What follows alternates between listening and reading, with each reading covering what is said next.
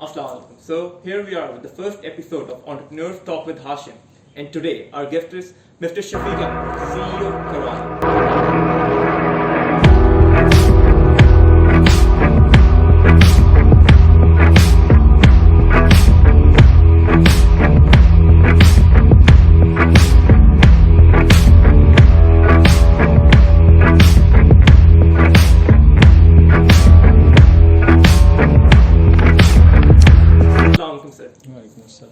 Sir हम आपसे जो सबसे पहला क्वेश्चन है कि आप हमसे अपनी जर्नी शेयर करें as a student to CEO करवाना. हाशिम, आई थिंक जो प्रॉपर एक स्टूडेंट लाइफ होती है शायद वो मुझे नहीं मिली उस तरीके से, because I went to Pakistan military academy after FSc. तो when I came out of Pakistan military academy after 2.5 years training, तो काम मैंने शुरू कर दिया. दैट्स लाइक जैसे आप बैचलर की कोई डिग्री वगैरह लेते हैं, आजकल तो 4 साल का है, 4 साल का. उस वक्त ये 2 साल का हुआ करता था, यानी पीएमए की डिग्री 2.5 years की ट्रेनिंग है. After that bachelors. हाँ, तो वो बैचलर की एक डिग्री, वो बैचलर इन कंप्यूटर साइंसेज की एक डिग्री मुझे वहाँ से मिली. I started working after that with Hyundai Engineering and Construction Company. That was my first job. So I worked here for some time in Pakistan for about nearly 4 years, and then I went to UK. So sir, what was the reason to go to UK from Pakistan? I was just looking for a better opportunity work-wise at that time. जब भी आप एक young age में, तो आपको क्या चाहिए होता है? आपको अच्छी opportunities चाहिए होती हैं to learn and to earn. And I think at that time I thought कि शायद पाकिस्तान से बाहर, वैसे भी शुरू में होता है हमें कि शायद पाकिस्तान से बाहर अच्छी अपॉर्चुनिटीज़ होंगी. मतलब मोस्टली हमारे बिलीव करते हैं कि पाकिस्तान में हम मेहनत करके कुछ नहीं, हमें बाहर एक होता है कि बाहर अपॉर्चुनिटीज ज़्यादा है हमारे लिए. पाकिस्तान नहीं, ऐसा नहीं था. आई न्यू, मतलब मैं जब बाहर भी गया तो मैं यही सोच के गया था कि कुछ अरसे के लिए जाऊँगा या शायद जाके वापस आ जाऊँ. तो ऐसा लॉन्ग टर्म कोई प्लानिंग करके नहीं गया था. And again, it was like comparing, what I have got in Pakistan and if I'm going to get a better opportunity outside Pakistan. तो वहाँ पे जाके then I spent some time वहाँ पे, then I spent somewhere around 14 years. तो मेरी बाकी की जो education है वो while working है. I did my MSc in policy making from University of London. Then I went to Cambridge for a course called Master of Studies, like MPhil. तो that was 2 years. So sir, जिस तरह basically आप बता रहे हैं कि आपने bachelors के बाद आप जॉब के लिए आए एंड देन फिर आप इंग्लैंड चले गए फॉर बेटर अपॉर्चुनिटीज.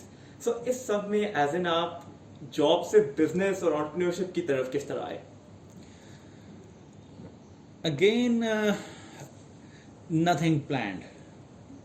अगर मैं बहुत प्लानिंग करता हूँ, लेकिन शुरू की जो मेरी ज़िंदगी है जिसमें for example as I said कि education, I thought I'll be in army, Pakistan Military Academy के अंदर गए training.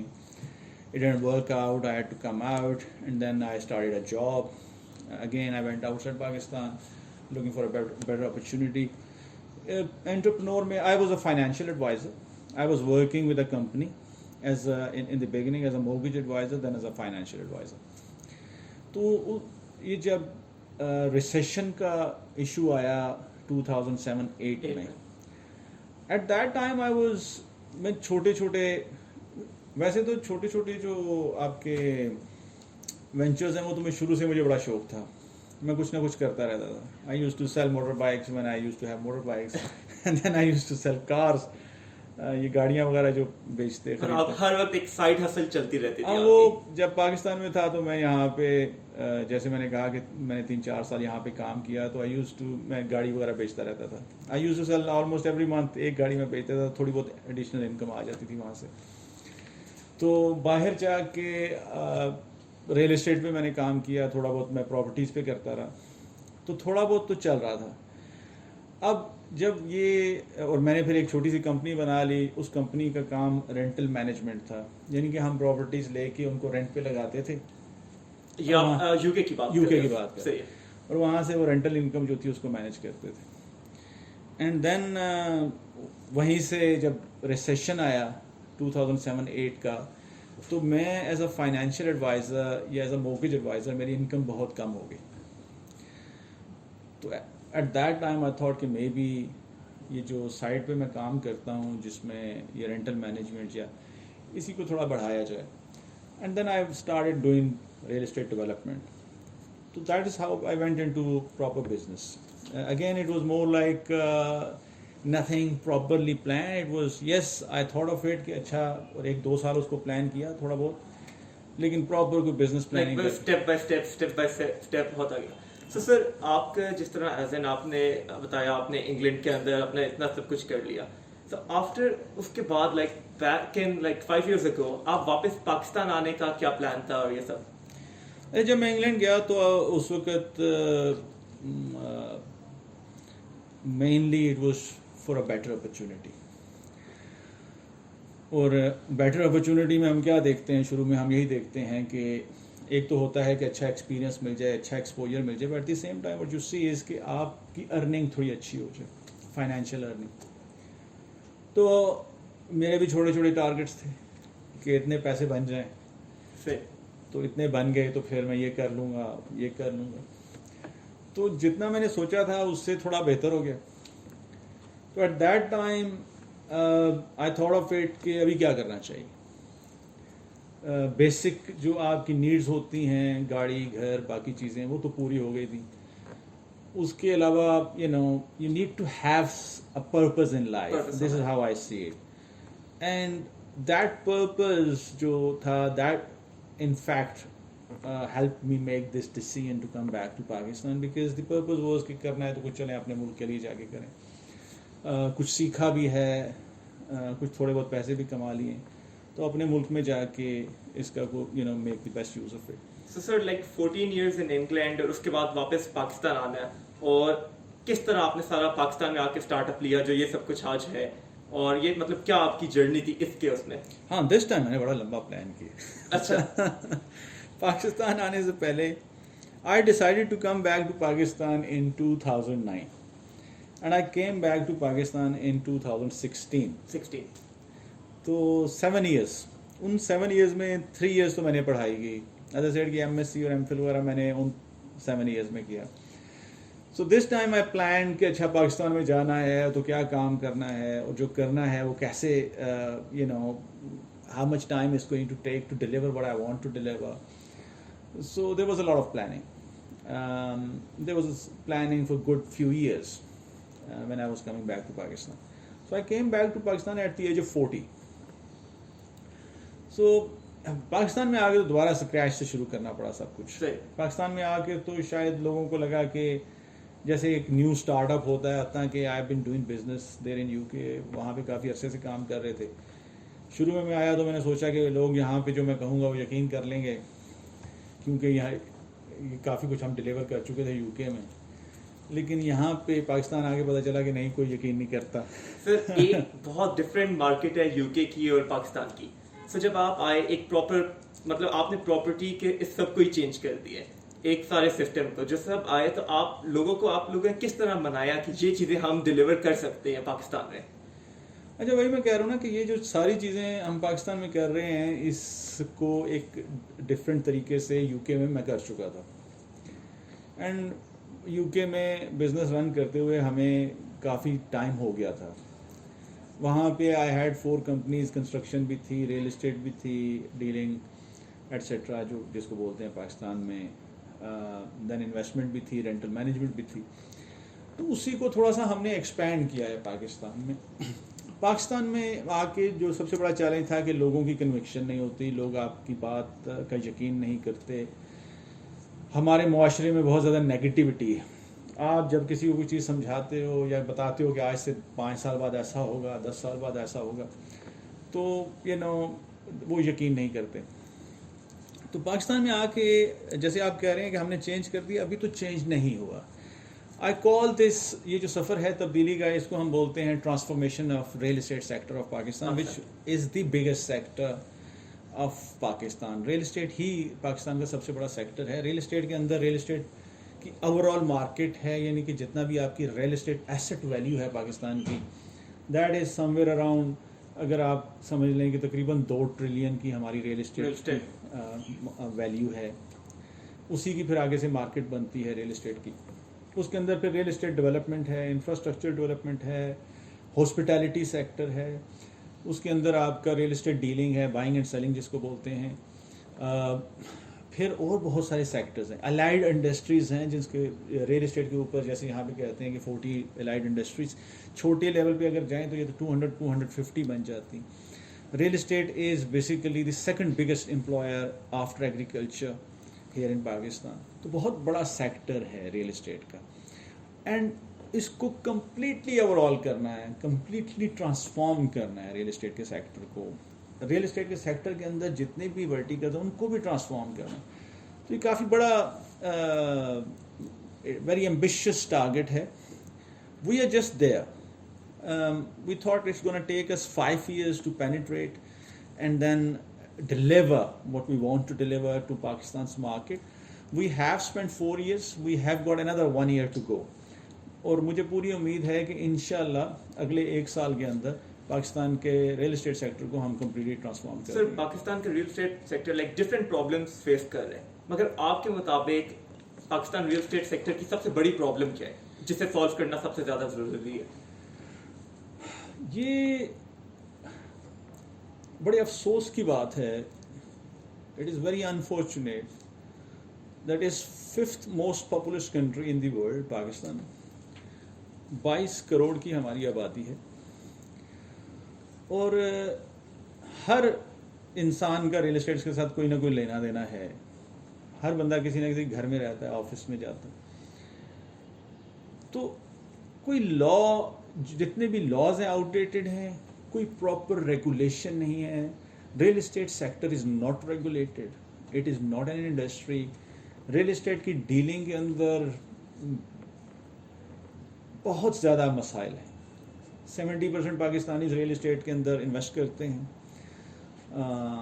لیکن آپ دیکھیں گے کہ بہت بڑا ایشو ہے. ان کی انویسٹمنٹ سیکیور نہیں ہے، لیک آف انفارمیشن ہے. جب کوئی انسان انویسٹ کر رہا ہوتا ہے تو اس کو یہ پتہ نہیں ہوتا کہ وہ ٹھیک ڈیسیژن کر رہا ہے یا غلط ڈیسیژن کر رہا ہے، جس کی وجہ سے 60-70% غلط ڈیسیژنز ہو رہے ہیں. کیپٹل ٹریپ بن رہا ہے. یہاں پہ لوگ جو پیسے انویسٹ کر رہے ہیں وہ اس کا بہت بڑا ایشو ہے. 70% جو اوورسیز پاکستانیز ہیں ان کی کمپلینٹس ریل اسٹیٹ سے. 45% آف دی کورٹس کیسز جو ہیں وہ ریل اسٹیٹ سے related.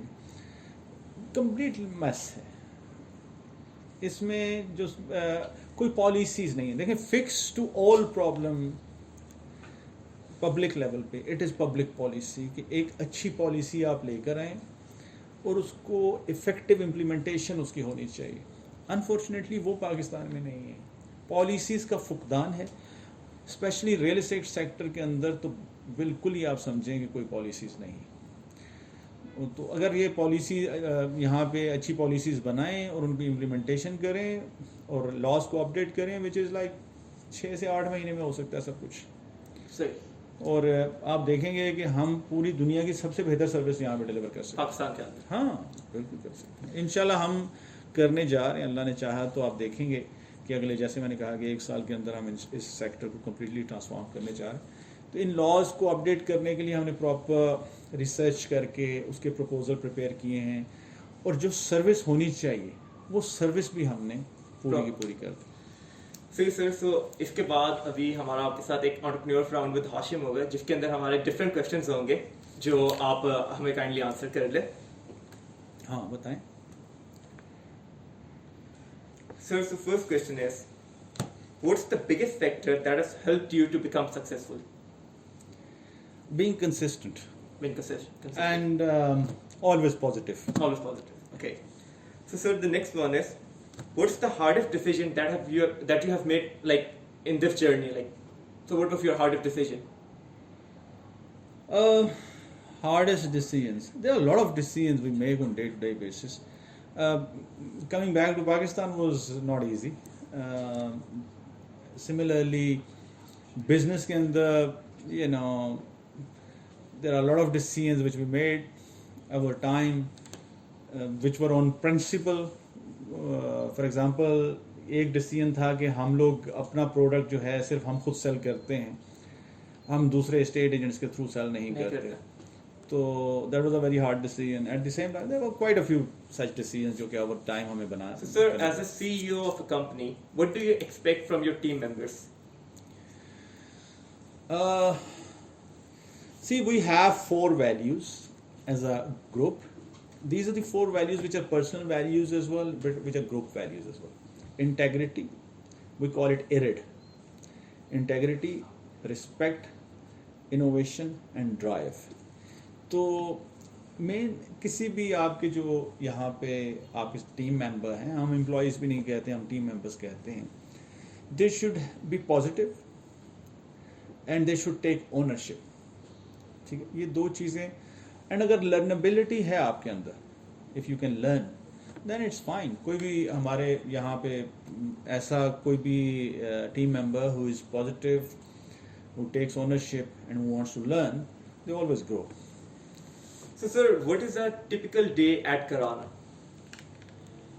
Well, because I don't just work for Grana, I work for Imarat group of companies as well, and I work for other جو ہمارے group کے اندر companies ہیں, including Agency 21 as well, Prop Shore ہے. اس طرح تو ہماری کافی ساری companies ہیں. تو because I work for all the companies and all the projects, so my typical day is like when I start off in the morning before work to do my planning. If I have not done it before I sleep, I have to plan my day. Normally we have 3 months objectives, then we have weekly calendar, and then we have daily. So daily is planned before I go to bed or in the morning before I come to office. When I come to office, we should ideally have a morning meeting, which we call daily updating morning meeting. So this is like کہ اس دن میں جتنے بھی کام ہیں اس پہ ساری میری جو team ہوتی ہے وچ از CEO's ٹیم, وہ ہم الائن کرتے ہیں کہ آج اس میں 4 لوگ ہیں کہ آج کس نے کیا کیا کرنا ہے. اور ہماری آرگنائزیشن کے 22 ڈپارٹمنٹس, تو 22 ڈپارٹمنٹس کی رپورٹس ساری کی ساری ڈیلی میٹنگ میں اپڈیٹ ہونی چاہیے کہ اچھا آج کیا ہے, کیا چیلنجز ہیں, کیا مسٹ ون بیٹلز ہیں. As long as everything is fine, تو کوئی ایشو نہیں ہے, کہیں پہ کوئی ایشو ہے, پرابلم ہے, تو obviously we'll have to then incorporate that in our daily diary. So every day is then scheduled. The first thing you do is you go through your daily reports, and then there is a lot of meetings and presentations and rest of the things. تو باقی پورے کا پورا دن اس لحاظ سے پھر چل رہا ہوتا ہے جہاں پہ آپ نے ڈفرینٹ ڈپارٹمنٹس کی ڈفرینٹ ویکلی پریزنٹیشنز ہو رہی ہوتی ہیں, منتھلی پریزنٹیشنز ہو رہی ہوتی ہیں. اسی لحاظ سے ان کے ایکشنیبل ٹاسک ہوتے ہیں تو ان کو ڈیلی پھر ریویو کیا جاتا ہے. اسٹریٹجک میٹنگز ہوتی ہیں. تو I don't have a sort of typical day, but my day start is like when I come to office, I should know before I get to office what I'm going to do today. So like basically you have a complete plan for your day. Yeah, you should have a weekly and a daily plan. That is the key, because especially agar aap entrepreneur hain, it's a high level of activity, and then you have to wear a lot of hats. You have to work in different departments, which means that planning bahut achhi honi chahiye, and for planning you need reports. So you need to have daily reports. So the first thing is, as I said, that ہمارا ہوتا ہے کہ ساری کی ساری reports ان کے لحاظ سے پوری پلاننگ, اور پلاننگ کے لحاظ سے پھر ہمارا ڈے اسکیجول ہوا ہوتا ہے, اور every day is almost different. So sir, as a CEO, آپ اپنی کمپنیز کو نیکسٹ 5 ایئرس میں کدھر دیکھتے ہیں؟